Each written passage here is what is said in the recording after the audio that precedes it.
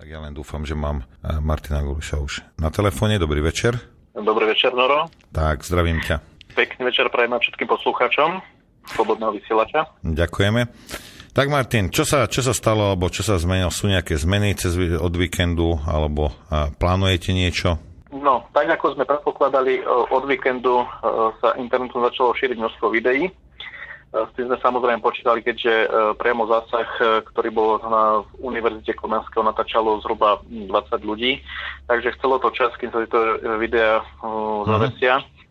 A k tomu zásahu je jedno video, ktoré bolo zverejnené, myslím, už včera, kde je jasne dokázané, že človek, vrátnik, ktorý tvrdil, že mu niekto hrozil o život, tak je to vykonštruované, pretože na tomto videu, ktoré uložíme na stránke Slobodný občan SK, je jasne vidieť, kde práve Juraj Chlebík, ktorý bol obvinený z pokusu o nejakú likvidáciu tohoto vrátnika, tak jasne vidieť, kde ho práve Juraj Chlebík upokojuje, že nemá sa čoho obávať, že chceme rozprávať s rektorom, ktorému sme chceli položiť nejaké otázky ohľadom paragrafu a ústavy.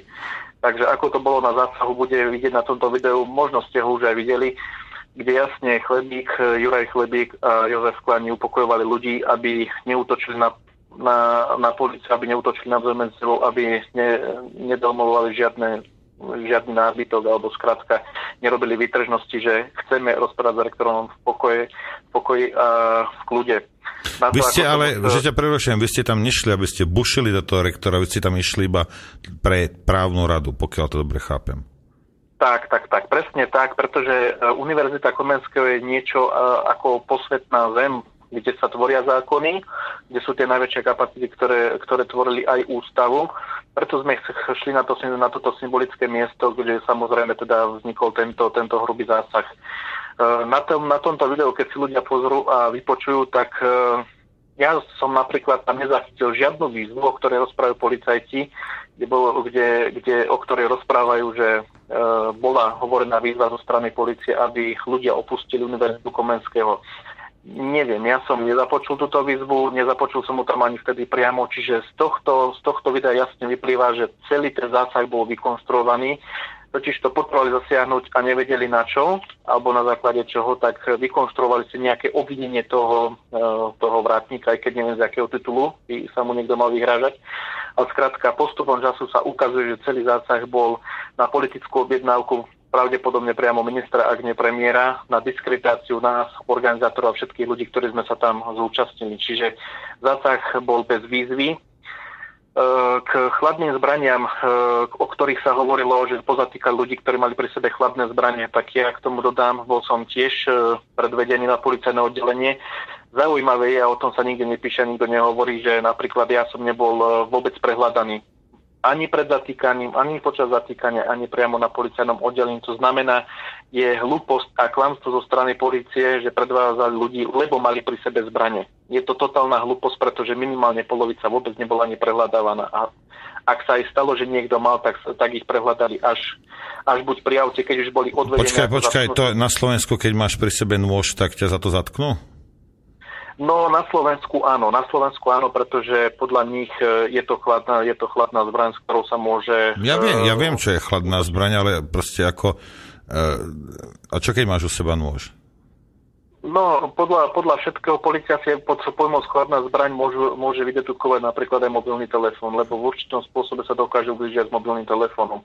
Dážnik, takisto všetko toto môže polícia považovať ako chladnú zbraň. Takže to k tomu zásahu. Ja ešte keď dodám takú perličku, že ten zásah bol vysielaný cez live stream, ktorý potom bol preposielaný a prevzali sa niektoré televízie, že napríklad televízia v Kanade vysielala tento zásah, o čom teda sú tam zábery. Na základe týchto záberov v kanadskej televízii prišla, myslím, nedeľu bieloruská televízia na námestie robiť rozhovor, spravila z toho reportáž a prislúbili, že prídu aj na ďalšiu akciu, ktorá sa uskutoční v sobotu. To by som chcel takisto vyzvať aj ostatných ľudí, že akcia neskončila, pretože tento zásah, ktorý totálne policajti nezvládli, tak bolo len ukážka, demonštrácia sily a moci, avšak malo to pravý opak efektu, ktorý chceli, miesto zastrašenia len povzbudiť ďalších ľudí, pretože systém sa obáva a preto začínajú robiť chyby. Takže akcia bude pokračovať. No, Martin, to nie sú chyby. Oni sú na to, oni nič inšie nevedia. Rozumieš, toto je normálny, klasický tento neokomunisticko-fašistický spôsob, ako proste zvládnuť ľudí. Oni počítajú s tým a vždy mali zatiaľ pravdu, že ľudí to nejakým spôsobom prejde. No ako náhle ťa to neprejde a budeš sa tam furt vracať, tak je problém, pretože stoja pred niečím, čo sa im nikdy nestalo. A potom budú robiť chyby. Toto oni normálne robia toto. Ako to, nič extra. Hovor. Určite. Ja som mal len také tragikomické skúsenosti počas celej tej akcie, kde nás teda doviezli na policajnú stanicu, kde 3-krát traja rôzne policajti kontrolovali občianske, opisovali a na 4-krát sa ma spýtajú, či sa volám Ďuri, že úplne pomýlili, na to som vybuchol, som sa ich spýtal, že či nevedia 3 osoby prečítať priezvisko z občianskeho, tak na to hovorili, že sa máme ukludniť, lebo že však majú norak sa pomýliť. Z toho titulu mi nie je jasné, ako oni dokážu vyšetrovať vraždy, pokiaľ 10 ľudí chodí okolo, kontroluje a nie sú schopní opísať ani správne údaje z občianskeho. Takže celý ten zásah bol taký humorný, dokonca nevedeli aj napísať, kto mňa osobne zatkol a kto mňa predviedol, sa tam dohadovali, takže pre mňa to prišlo ani úsmevné a tak, jak som si dovtedy aj políciu vážil, tak mi to prišlo totálne hlúpe a smutné. Už chápem, prečo mnohé prípady končia nevyšetrením alebo jednoducho neobjasním, pretože pri takýchto banálnych veciach snažím sa ku nás správať ako k teroristom, i keď vo všetkej slušnosti, ale nedokázali zvládnuť základné úkony, aspoň z môjho pohľadu. Hovorím, bolo to celé humorné, ešte vo Potocký, ktorý bol teda tiež zatknutý, tak ten im to jasne dal najavo, čo si o nich myslí.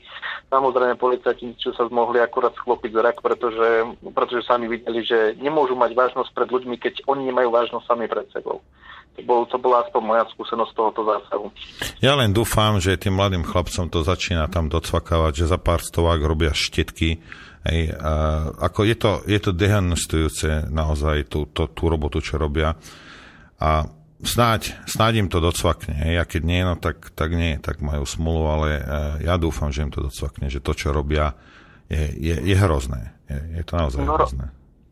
Noro, ja som bol rozčarovaný z toho, že v miestnosti, kde nás bolo, myslím, 11 zatknutých, tak bolo zhruba 25 policajtov a z toho skoro 80%, aspoň odhadom 80% boli mladí chalani od veku, ja neviem, 22-25 rokov, čiže som bol úplne prekvapený, že ak sa takíto ľudia dostanú do radov polície, skutočne ľudia okolo 40-ky, ich sa dalo, možno tam bolo nejakých 4-5 ľudí v takomto veku, všetko ostatné mladí chalani, ktorí, ja neviem, či sú ambiciozni, ale som tak zauvažoval nad tým počas toho, že som čakal na ten výsluch, že kde sú všetci tí starší ľudia, či Počúvaj, Martin, nie, ale 40-ročného policajta ťažko môžu poslať, aby mlátil ľudí, keď, rozumieš, ten človek ti to už neurobí, to jedine mladí ti urobia niečo, takúto špinavú robotu. Ako starší policajt sa k tomu nezníži, pochybuje. Okrem jajca ja samozrejme, hej, ale ako inak pochybujem, hej. No, jajca je ten teda klesol v mnohých očiach, potom ako tam na Danielu Matovičovu skočil, neviem, mne to celé prišlo veľmi, veľmi divné už z tej ľudskej stránky. Skákali tam po niektorých ľuďoch, ako by to boli nejakí teroristi, ako keby boli ozbrojení, mali zbrane. Ako skutočne to už hraničí s neľudskou tvárou polícia, nie to ešte nejakým zásahom. Takíto ľudia by okamžite mali byť zbavení funkcií, nemali by tam čo robiť, pretože Daniela Matovičová je pani, ktorá má svoj vek a nikto, aby tam len tak pre nič za nič poneskákal. Mi to prišlo celé veľmi úbohé a za toto by mal niesť zodpovednosť určite minister. Pretože toto, čo sa tam dialo, tak to bolo skutočne ľudské. Dobre, čo chystáte teda na sobotu, okolky? No, takže v sobotu, samozrejme, že tým, že médiá nevenujú stále dostatočnú pozornosť, tak my samozrejme zotrvávame a budeme Počkaj, keď už hovoríš o tom za chvíľku, sa môžeš vyjadriť, ale zaujímalo ma, ako ste reagovali na to, čo vám vyviedla Markíza v sobotu? No, Markíza po prísľube o tom, že tam bude živý vstup, teda čo aj nakoniec bol, ale živý vstup o tom, že mali spraviť rozhovor s aktivistami.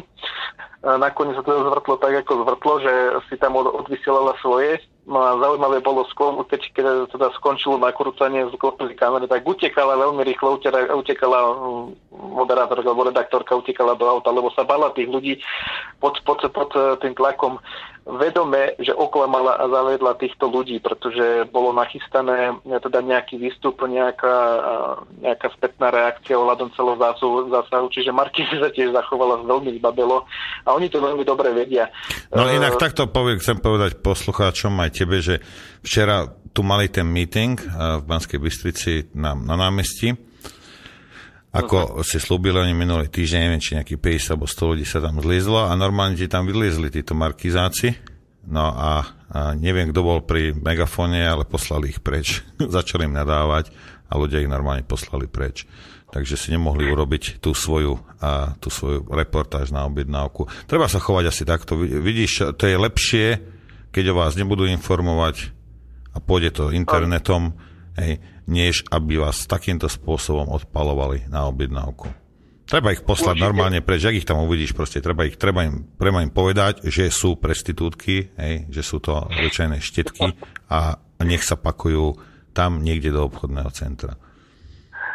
Ako v poslednú dobu, posledné 2 týždne, čo si všímame tieto televízie, tak veľmi hlboko klesli. Myslím, že hlbšie nedokážu klesnúť. Ale kamaráde, ja nepochybuj o tom, že sa nedá hlbšie klesnúť. A ver mi, že čím viac bude prituhovať systému, tak tým viac budú klesať. To len uvidíš. Tým to bude horšie isté. No, vráťme sa teda k tej sobote, takže je nachystaná tlačovka, keď by chcel náhodou sa nájsť nejaký objektívny novinár, ktorý by mal záujem o informácie, takže tlačovka je nachystaná pred prezidentským palácom o 13. hodine.